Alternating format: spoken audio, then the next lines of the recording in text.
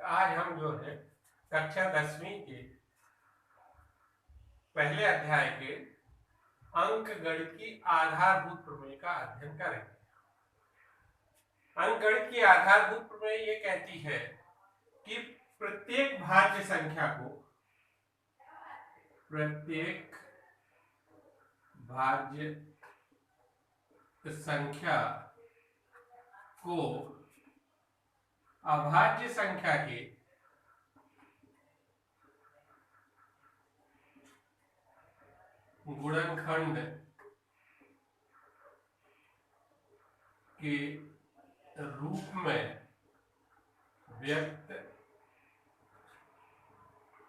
संख्या के गुणनखंड के रूप में व्यक्त किया जा सकता है। प्रत्येक भाज्य संख्या को अभाज्य संख्या के गुणनखंड के रूप में व्यक्त किया जा सकता है। तो सबसे पहले बात उठती है भाज्य संख्या और अभाज्य संख्या की। तो भाज्य संख्या किसको बोलते हैं अपन? ऐसी संख्या जिनके दो से अधिक गुणनखंड होते हैं वो भाज्य संख्या कहलाती है। और अभाज्य संख्या वे संख्याएं हैं जिनके केवल दो गुणनखंड होते हैं, एक या वो स्वयं वो जो संख्या है वो। जैसे अगर हम संख्या लिखे, मान लीजिए हमारे पास में कोई धनात्मक पूर्णांक के लिए लिखे 2, 3, 4, 5, 6, 7, 8, 9। तो इसमें देखेंगे अगर हम, तो ये देखिए इसमें ये 2, इसके केवल दो गुणनखंड है, 1 और 2 स्वयं। 3, इसके केवल दो गुणनखंड है, 1 और 2, 3 स्वयं। 5, इसके केवल दो गुणनखंड है, 1 और 5 स्वयं। 7, इसके केवल दो गुणनखंड है, 1 और 7 स्वयं। तो ये संख्याएं अभाज्य संख्याएं हैं। और इनके अलावा ये जो संख्याएं बची है ये सब भाज्य संख्याएं कहलाती हैं। ये सारी भाज्य संख्याएं। तो अंकगणित के आधारभूत प्रमेय ये कहती है कि प्रत्येक भाज्य संख्या को अभाज्य संख्या के गुणनखंड के रूप में व्यक्त किया जा सकता है। अब देखिए कैसे, जैसे अगर हमने मान लीजिए कि एक संख्या ले ली 210, अब इसके गुणनखंड करने प्रारंभ किए तो ये हो जाएगा 2 से काट, इसको कैंसिल करेंगे तो यहाँ आ जाएगा 105। फिर 2 से कैंसिल नहीं होगा तो 3 से कर देते हैं, तो 3 3 9, 3 5 15, ये आ जाएगा यहाँ 35। फिर 5 से कर दे तो ये 7 आ जाएगा, और 7 से जब हम इसको विभाजित करेंगे तो 1 आएगा। यानी 210 के जो गुणनखंड आए, 210 के गुणनखंड आए 2 गुणा 3 गुणित 5 गुणित 7, ये इसके गुणनखंड आए।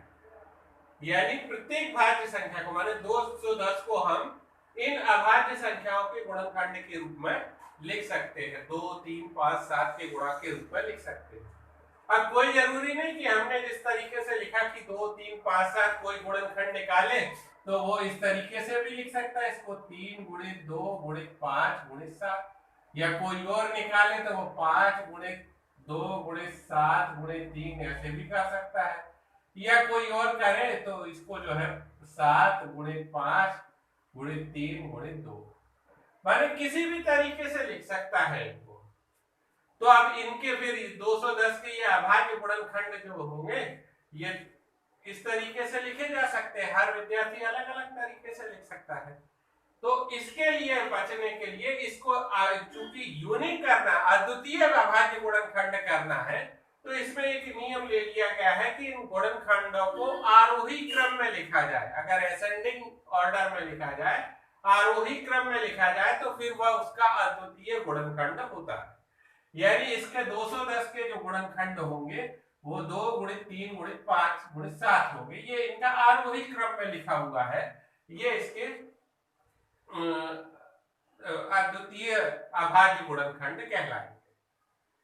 अब मान लीजिए कि कोई प्रश्न कर देता है हमारे पास, तो भैया 210 नहीं, हमको तो 420 के गुणनखंड करने हैं। 420 के गुणनखंड करते हैं अगर हम मान लीजिए, तो देखिए इसको इस तरीके से किया जाएगा। ये 2 2 4, 2 1 2, 0 हो गया।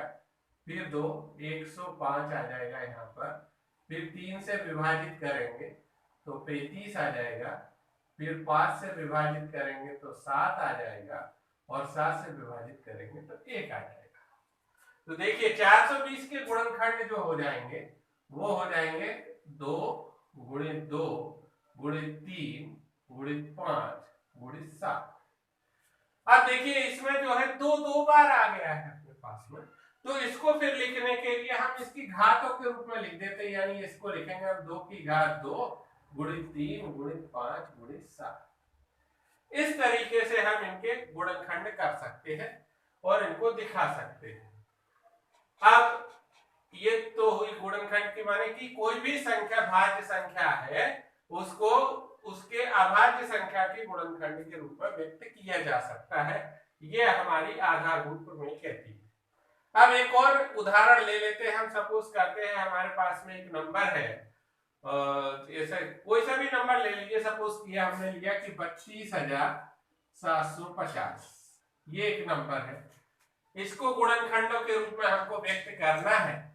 तो देखिए हम जब इसको गुणनखंड के रूप में व्यक्त करेंगे तो ये आ जाएगा 2 एकम 2, यहाँ आ जाएगा, फिर 2 छंग 12, 2 तिया 6, 1 बचा 2 सत्ते 14, 1 बचा 2 पच्चे 10।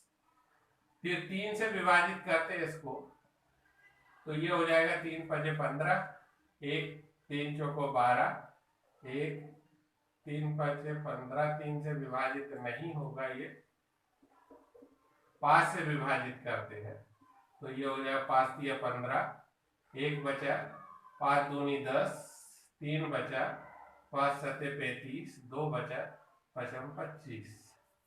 फिर 5 से विभाजित कर देते हैं हम तो ये हो जाएगा 5 छक्के 30, 2 बचा, 5 25, 2 बचा, 5 25।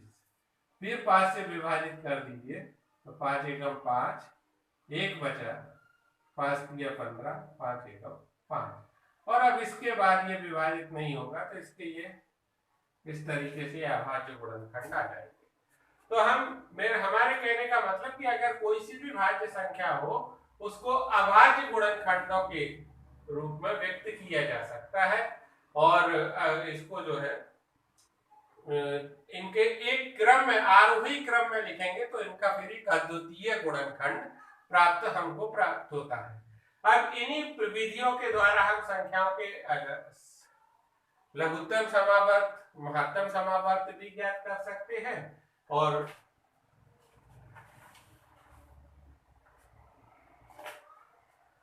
देखिए उदाहरण में इसमें कहा है कि संख्याओं 4 की घात n पर विचार कीजिए, जहां n प्राकृत संख्या है, और जांच कीजिए कि क्या n का कोई ऐसा मान है जिसके लिए 4 की घात n अंक 0 पर समाप्त होता है।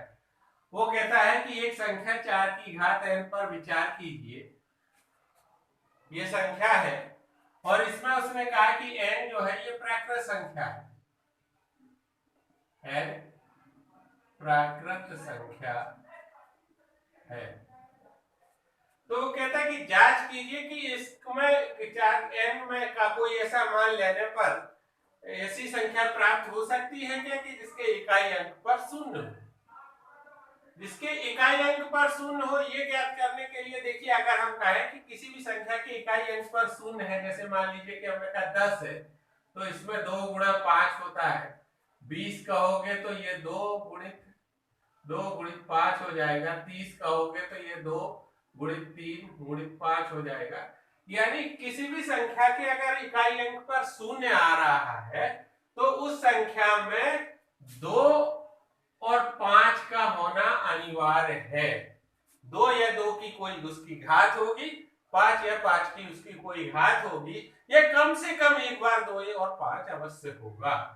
तो इसके जब हम गुणनखंड करने जाएं, अगर हम 4 की घात है भैया, तो देखो इसमें जो है 4 को आप लिख सकते हैं 2 गुणित 2 की घात है, तो देखो इसमें कहीं 5 आया क्या? तो 5 तो इसमें हमको कहीं पे भी दिखाई दे नहीं रहा है। तो जब हमको 5 इसमें दिखाई नहीं दे रहा है तो फिर हम इसको कह सकते हैं, ये इसको इस टाइप से भी लिख सकते हैं 2 की घात है, तो ये हो जाएगा 2 की घात 2 है। और चूंकि यहाँ पर कहीं पर भी 4 की घात n के गुणनखंड में कहीं पर भी 5 नहीं है, अतः इसमें शून्य अंक इकाई अंक वाली कोई भी संख्या हमें प्राप्त नहीं होगी। ऐसी कोई सी भी संख्या हमें इससे प्राप्त नहीं होगी जिसके इकाई अंक पर शून्य हो। ये इसका मतलब हुआ।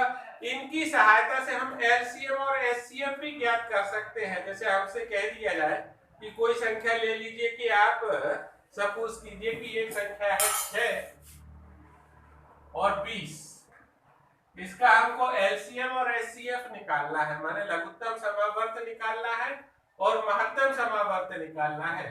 तो देखिए जैसे हम 6 के गुणनखंड करते हैं तो 6 के गुणनखंड हो जाएंगे 2 गुणा 3 और 20 के गुणनखंड हो जाएंगे 2 गुणित 2 गुणित 5।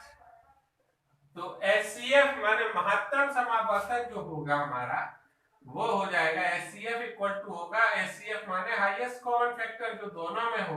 इसको हम ऐसे भी लिख सकते 2 की घात 2 गुणित 5। तो यहाँ 2 की गुणा जो है आपका 2 एक ऐसा संख्या है जो दोनों में है, अतः जो है इसका एचसीएफ 2 हो जाएगा। ये किसी भी संख्याओं के एचसीएफ जो होते हैं वो उभयनिष्ठ गुणनखंड की सबसे कम घात होती है। जैसे इसमें उभयनिष्ठ गुणनखंड 2 है और इसकी सबसे कम घात 2 की घात 1 है, इसलिए एचसीएफ जो होगा वो 2 हो जाएगा। और अगर हम इसका एलसीएम निकालना जाए तो एलसीएम जो हो जाएगा इसमें हम लिखेंगे 2 की घात 2 गुणित 3 गुणित 5, माने सभी गुणनखंडों को लेंगे और जो उभयनिष्ठ गुणनखंड है या जो गुणनखंड है उनकी अधिकतम घात को लेंगे। तो ये आ जाएगा हमारे पास में इसका लघुत्तम समावर्त आ जाएगा 4 12 5 60, इसका लघुत्तम समावर्तक 60 आ जाएगा।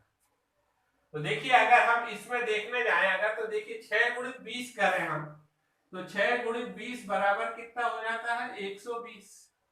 और अगर हम एचसीएफ गुणित एलसीएम करें तो एचसीएफ का मान है 2 और एलसीएम का मान है 60, तो इनका गुणनफल भी 120 प्राप्त होता है। यानी कि अगर हम दोनों संख्याओं को लें इस टाइप से तो ये एचसीएफ गुणित एलसीएम बराबर दोनों संख्याओं का गुणनफल, बराबर दोनों संख्याओं का गुणनफल। इसके माध्यम से भी हमको जो है सवालों को हल कर सकते हैं। जो अगली प्रश्नावली है आपकी वो इन्हीं विधियों पर आधारित है। तो pause the video and note it down.